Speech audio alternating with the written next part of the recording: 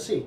What are some challenges that you've come across with social media and networking? Yeah, challenges with social media, that's an easy one because I am always a little bit slower than some people to get up and running, simply because I always have this mindset that I'm not quite sure how to do it. And what I've learned is that it's best to hire somebody who has a specialty in that, because you can get up and running much more quickly. They have expertise, they can do it much more professionally. So that was a challenge, and that was when I made the decision with my husband and my business partner that we would hire somebody to create our fan page and get us set up on that, as well as our website, Growth Coach website. Networking, face-to-face networking, probably the biggest challenge for me on that is just figuring out, there's so many networking opportunities. What do you choose to go to? You literally could, especially in Baltimore, but in most places you could spend every night networking, every day, every breakfast, and it's making choices, strategic choices about where is the best place for you to network. So it sounds to me like sort of quality rather than quantity. Correct, yeah. Quality, who really getting clear about who your target audience is. Where are you most likely to meet them? And in that sense, you're also most likely to be able to help those people if it's your target audience, because you're interacting with similar kinds of people who you can then refer them to. Right, and we're both in different types of positions. I'm a business owner and you're a business owner. And I believe sometimes we like to deal with business owners as well. Mm-hmm. So can you talk about maybe, I guess, it's, do you want, what type of people that it is that you're looking to meet with when you're at a networking event? Sure. I break it down into people who might be prospects. It can be a business owner. It can be someone who runs a company who has some managers where they need to become more, the management team needs more strategy or needs to run a retreat. It can be someone with a sales team, because sales coaching is very different than sales training. So I'm always looking, I love actually to work with people to help them improve their sales. So we work with sales teams as well. And so that's one type. Those are prospective clients that I might follow up with. The other type are people who can be good strategic partners and people that I might be able to build strategic alliances, where we can help each other refer people to each other. Somebody who's a natural fit, who's dealing like you with a similar audience, where I might be able to refer to you and you might be able to refer to me. So those are people that I want to build relationships with, trusted relationships, so that we can begin to refer business to each other.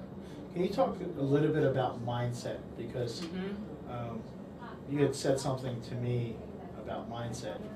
I'm not sure if everybody knows about what mindset is. So if you could elaborate, Sure. I'd appreciate that. Yeah, that's a great question.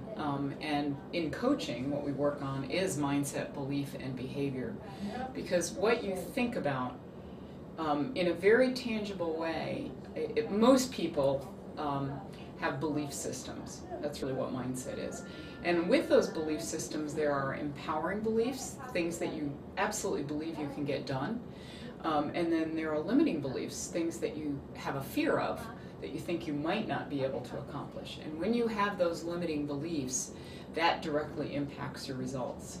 And we take people through a whole process on how to convert the limiting belief into an empowering belief. And that it's a combination of both consciously changing the actions that you're engaging in, as well as converting over to an empowering belief. Wow. Sounds like you take things sort of head on. You approach an issue and you try to find the right way to work with it, and that sort of what follows up is a good mindset.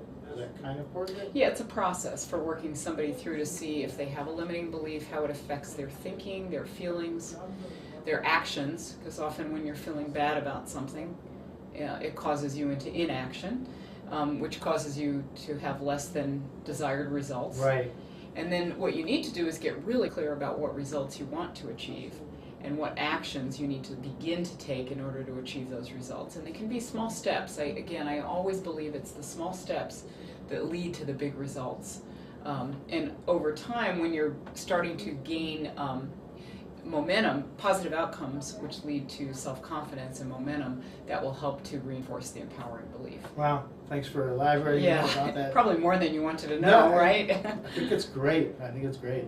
Tell a bit. Can you tell us, please, about, say, I hate to sort of say the big win you've had through social media or networking, but a big topic that is very prevalent about social media is that, especially with business owners and corporations, they want to know what the ROI is on social media. What are the analytics? So, have you had any examples of a good success or a big win that was as a result of social media? I sure have. Okay. Yeah. And again, similar to offline networking, there's not always an immediate direct return. Okay. It's what you do with it over the course of time in building those relationships. It's a way of branding yourself. It's a way of, when you're early in a business, it's who do you know. As you mature into your business, what you want to build towards is who knows you. And social media is a great way to help people begin to know who you are. So I had a great success. I took on a new client. He needed somebody actually for his company. He's a public relations firm, and he needed somebody to run a retreat for him. This was in December. So he sent out an email on LinkedIn, and one of my offline networking colleagues suggested that he contact me. Fortunately, I happened to be on the computer when the email came through. I immediately followed up. Follow-up's really critical.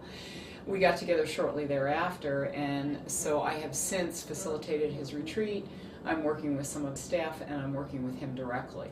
So that was a great example. If you look at the 5 ways to grow a business, one of them is increasing size of purchase. That was a great example of increasing size of purchase.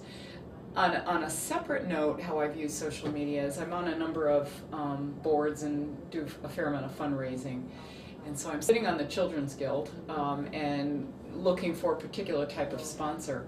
And I sent an email out to probably 50 people on LinkedIn.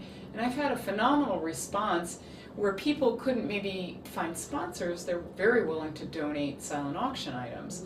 So I reached out and probably gained much more than I would have if all I had done was call people. Right.